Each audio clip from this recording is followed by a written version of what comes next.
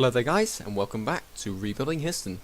Now today we've got a massive game in terms of the actual league itself. We're up against AFC Kempston away from home. We're currently sitting in 5th place with ourselves in 3rd, so it's really a playoff matchup in February here. But let's actually have a quick look and show you what happened in between this game that we're going to be doing today and the game that you saw last time, which was the New Year's Eve game, which we lost 2-1 to Marlow.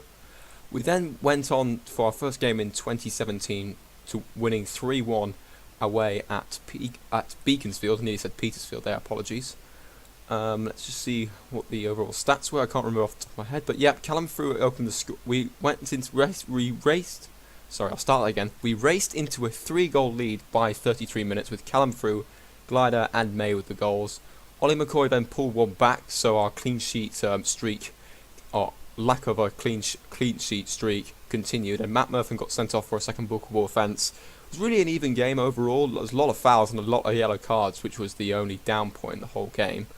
But in the end, I think we sort of got away with it in the end based off the stats. We did have less shots and less on target, but I'll take the 3 points. We were very clinical with our 3 chances that we got in the game. Sorry, 4 chances. We scored 3 out of the 4 chances that we had. We then had a 2-0 win in a friendly against Kingston Reserves. We then drew 2-2 at home to Potter's Bar, which was a really disappointing result in the end because we took the lead. We had a 2-goal lead inside 15 minutes. Then Elliot, I don't know how to pronounce his surname, apologies. They pulled one back after 29 minutes to make it 2-1. And I thought, oh no, here we go again. Again, a lot of yellow cards in this particular game, a lot of fouls as well. But then Dave Lawrence, in the 82nd minute, equalises, and we end up dropping 2 points because this was a massive game for us if we wanted to continue our little streak in the playoffs and also get a winning streak going, because it's really been on and off recently. But yeah, but it's a 2-2 draw. It was a disappointing result in my opinion. Also, all our back 4 ended up with yellow cards, even with substitutions as well. We then ended our clean sheet drought. Out of all the teams, Farnborough, we won 2-0 in this game. A fantastic result for us, completely dominating them overall. Yes, 4 shots, 3 on target, but we had 15 shots, 6 on target, and had better possession. Glider with the 2 goals inside the second half on the 67th minute and in the 80th minute. Really crucial times to score because then they haven't got much time to respond. In the end, we managed to get a big win in terms of the actual league, because Farnborough were ahead of us at that point. I think they still are, but that was a massive momentum swinger for that particular game. We then followed that up with another clean sheet win, this time away at Aylesbury. This was a 3-0 win in the end. We again did much better than Aylesbury in this particular game. Ryan Williams with 2 goals and Glider scoring as well. 9 shots, 7 on target, 58% possession. 14 fouls compared to 19. That could have been a lot worse.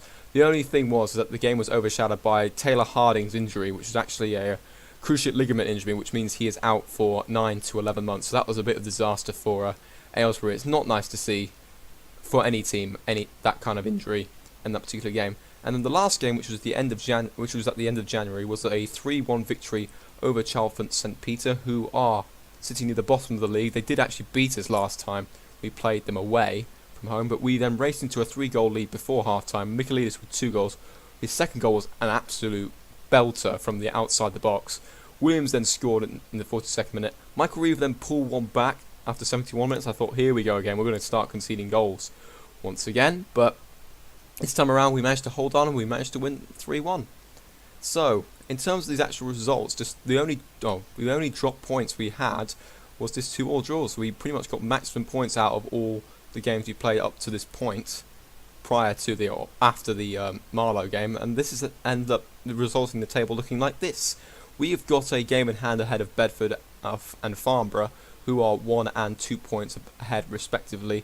But then we've also got Northwood breathing down our next 2 points behind us, and our opponents today, AFC Kempston, who are on 52 points. We've now got an 8-point gap over 6th place Barton Rovers, who have dropped out of the playoff spots, I think, from last time you were with me.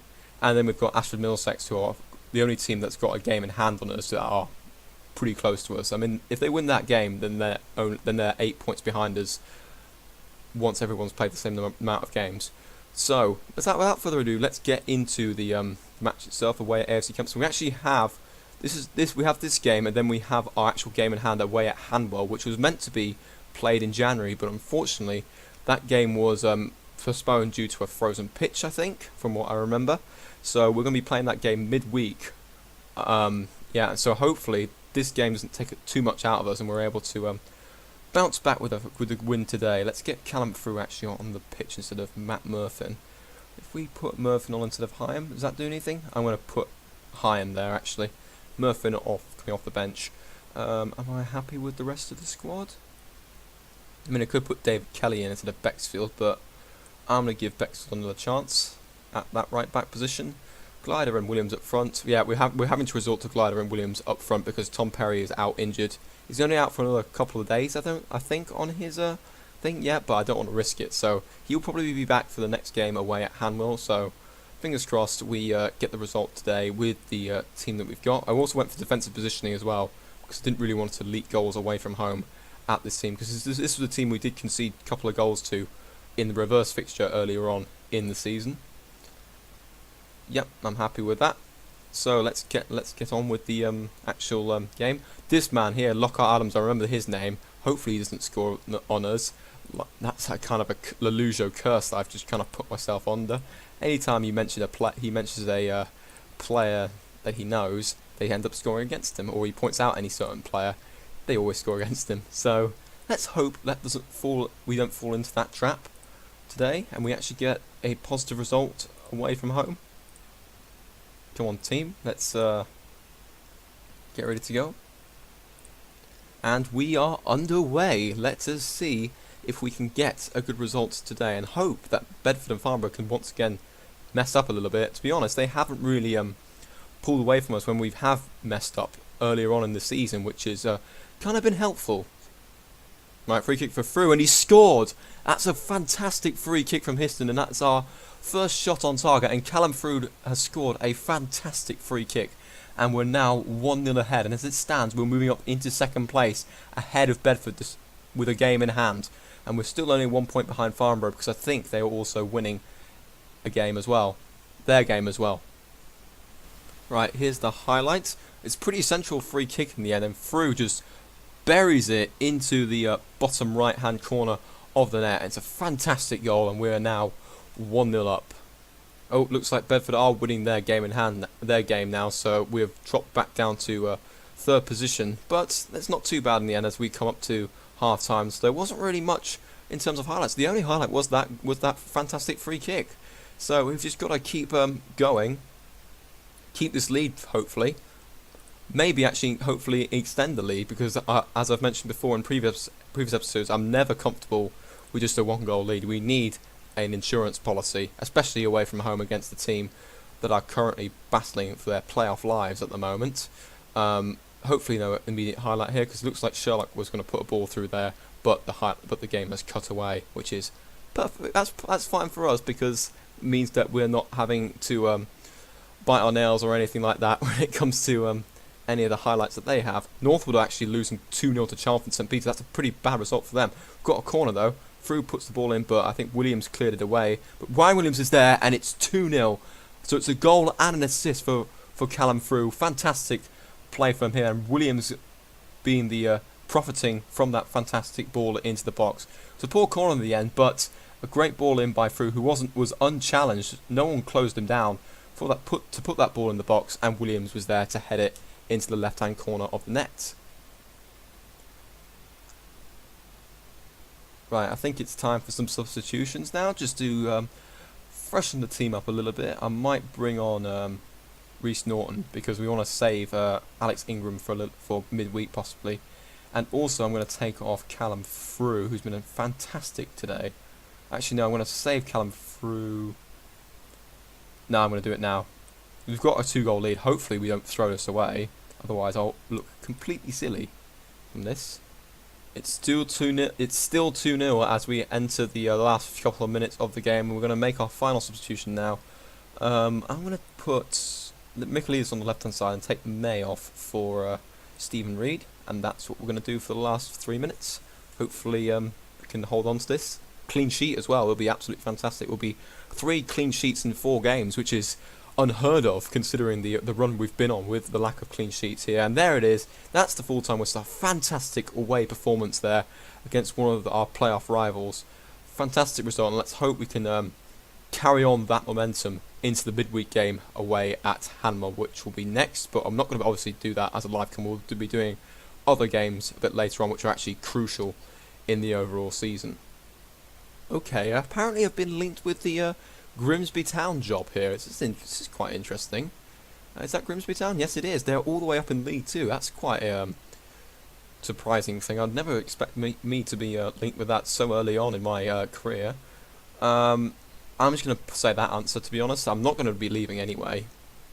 Anyways, for another club, we'll actually show you what's been happening higher up the Football League pyramid before I tell you what games we're going to be playing in the next episode. Let's go to, I think, what's the best way of doing this? I think it's just saying Premier League or Premier Division, English Premier Division. So in the Premier League, we've actually got Arsenal running away with the Premier League. Who'd have thought? Who'd have thunk it? To be honest, considering what's happening in real life, we've got Man United and City and Liverpool occupying the top 4, and Leicester City in 5th place. Complete contrast to what they're doing in real life, where I think they're around 14th, 15th place at the moment. We've got Tottenham and Chelsea just on the outside of the 5th of the Champions League spots. Now at the bottom, we've got Hull City, Bournemouth surprisingly, and Swansea. And then we've got Middlesbrough just on the outside there. So that's kind of realistic, except for probably Bournemouth. That's really disappointing to see them all the way down there, down in 19th. Crystal Palace up in the 9th place as well. That's interesting. So if we now go down to the Championship. Newcastle are running away with the Championship at the moment. That's kind of expected. Leeds in 2nd place as well. Also a clear second, with Villa, Norwich, Bristol City and Brentford occupying the playoff spots. The team I support, Derby County, all the way down in 17th.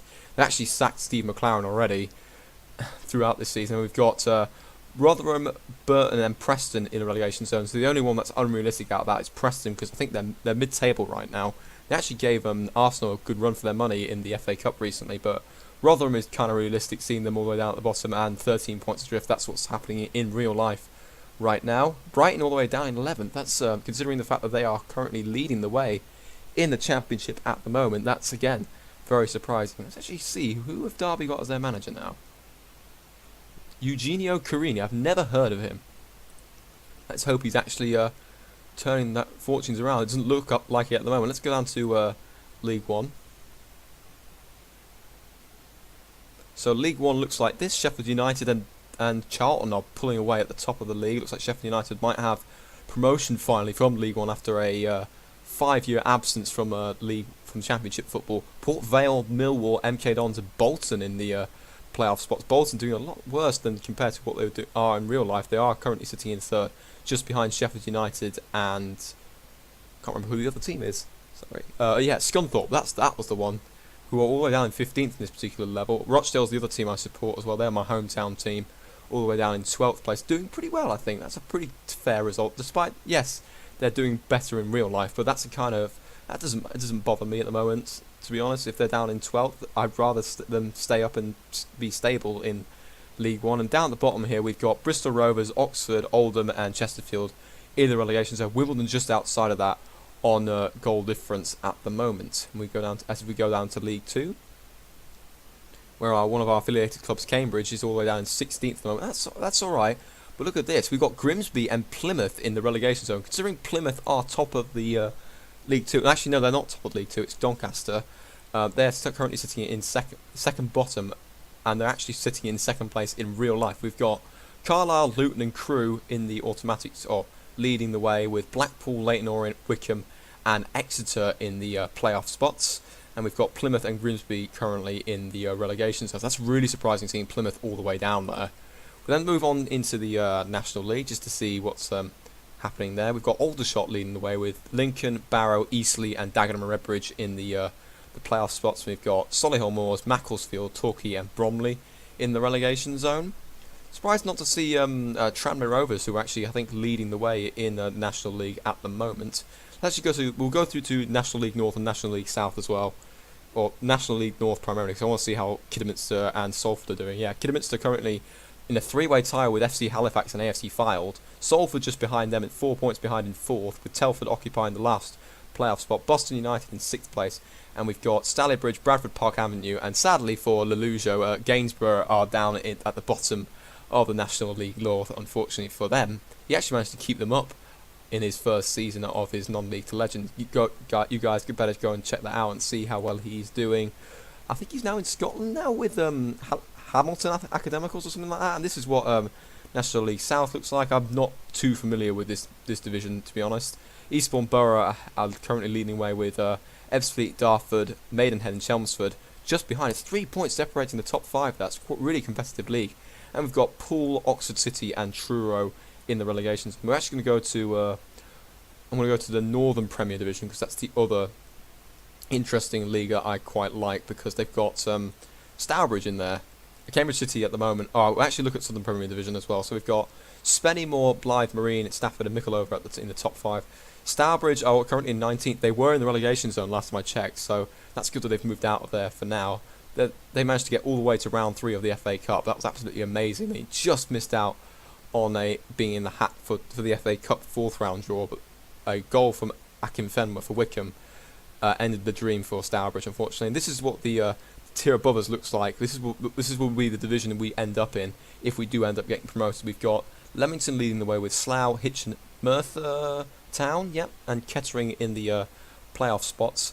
And then we've got Stratford, Biggleswade Town, Cambridge City. I'd kind of like them to stayed up there because that would be an interesting derby there. And then Cirencester, I don't know how to pronounce that. Cirencester? I don't know how you pronounce that. Apologies, but they're miles away at the bottom of that particular division. So that's a little roundup of what's been happening higher up in the divisions. Let's actually go to the schedule that we've got for the rest of the season. We're actually going to be doing the Bedford game away from home because they're sitting top of the league. It's a massive game. Why not do it? We may end up actually doing, and then we'll probably round off the season with the away game at Royston. But depending on what happens, if we end up guaranteeing playoffs before this particular game, which probably is highly unlikely, before or after the Bedford game, which is kind of unlikely, I will skip to the playoff matchup that we have. But we are going to do Bedford next, and then we'll do Royston to wrap up the season, and then we'll do a special live com or double live com depending on how well we do in the playoffs if we make the playoffs.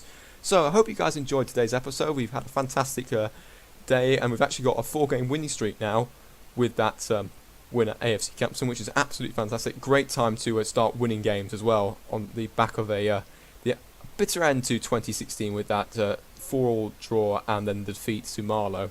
But then to now have 5 wins out of a possible 6 is absolutely amazing, and we're still keeping the pressure on the teams at the top, and hopefully we can overtake them if we win this game away at Hanwell next. So I hope you guys enjoyed this episode. If you did, please leave a like, comment and subscribe, and also comment to see if there's anything I could do to improve the overall series itself, anything you'd like to see overall on this actual save as well. And I'll see you guys for the next episode, which will be the away game at Bedford. So until then, see you later.